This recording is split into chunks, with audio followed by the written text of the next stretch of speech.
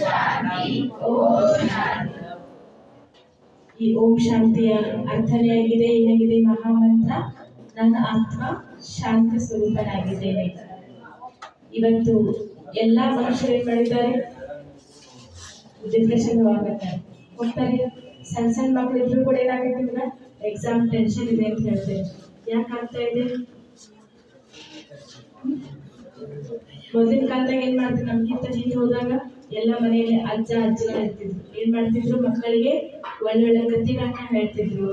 ಮತ್ತೆ ನಮ್ಮ ಮನಸ್ಸಲ್ಲಿರುವಂತಹ ಮಾತುಗಳನ್ನ ಒಬ್ಬರಿಂದ ಹಂಚ್ಕೊಳ್ತಿದ್ರು, ಕೇಳ್ತಿದ್ರು. ಆದ್ರೆ ಇವತ್ತ ಎಲ್ರೂ ಮನೆಯಲ್ಲಿ ತಮ್ಮ ಮೊಬೈಲ್ ನಲ್ಲಿ ವಾಟ್ಸಪ್ ನಲ್ಲಿ ಏನ್ ಮಾಡ್ತಾರ, ಬ್ಯುಸಿ ಆಗಿರ್ತಾರೆ. ಯಾರು ಹೇಳೋರು ಇರಂಗಿಲ್ಲ, ಕೇಳೋರು ಇರಂಗಿಲ್ಲ.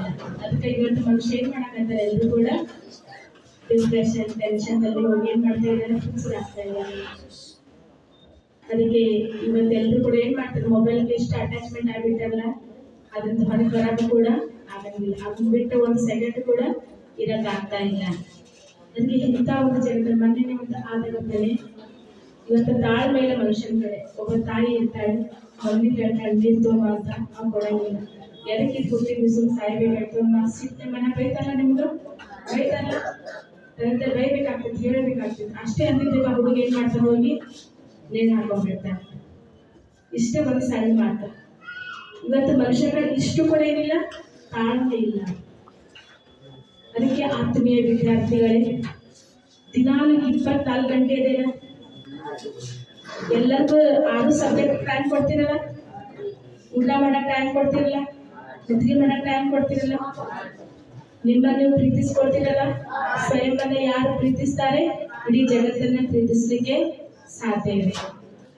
ಅದಕ್ಕಾಗಿ 24 ಗಂಟೆ ಎಲ್ಲದಕ್ಕೂ ಟೈಮ್ ಕೊಡ್ತೀವಿ.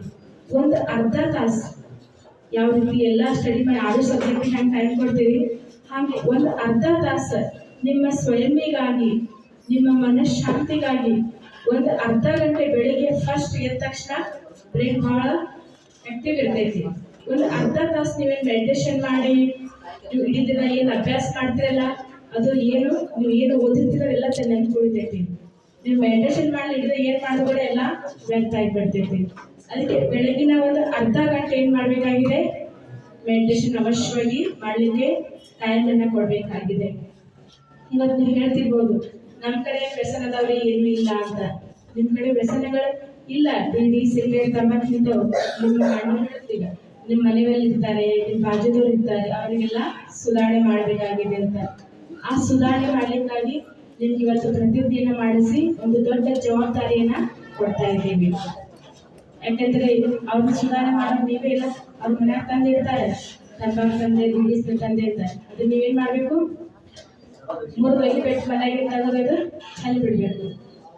ಅದಕ್ಕಾಗಿ ಆಧ್ಯಾತ್ಮಿಕತೆ ನಾವು ಸಣ್ಣವರಿಗೆ ನಮ್ಗೆ ಹಾಕ್ಬೇಕು ಅಂತಲ್ಲ, ಸಣ್ಣ ಮಕ್ಕಳಿಗೆ ಆಧ್ಯಾತ್ಮಿಕತೆ ಬಹಳಷ್ಟು ಅವಶ್ಯಕತೆ ಇದೆ.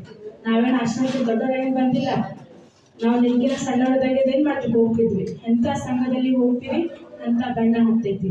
ಅದಕ್ಕೆ ಒಳ್ಳೆ ಸಂಘ ನಮ್ಮ ಜೀವನದಲ್ಲೇ ಬೇಕು. ಒಳ್ಳೆ ಸಂಘದಾಗಿದ್ರ ಒಳ್ಳೆ ಗುಣಗಳ ನಮ್ಮ ಜೀವನದಲ್ಲಿ ಧಾರಣೆ ಆಗ್ತವೆ. ಅದಕ್ಕೆ ಎಲ್ಲದೂ ನೋಡಿ ಅವ್ರು ಮಾಡ್ತಾರೆ, ಅವ್ರನ್ನ ಮಾಡ್ತಾರೆ, ನಾಯಕ ಅವ್ರಿಗೆ ಹೆಲ್ಪ್ ಮಾಡಕ್ ಹೋಗಿ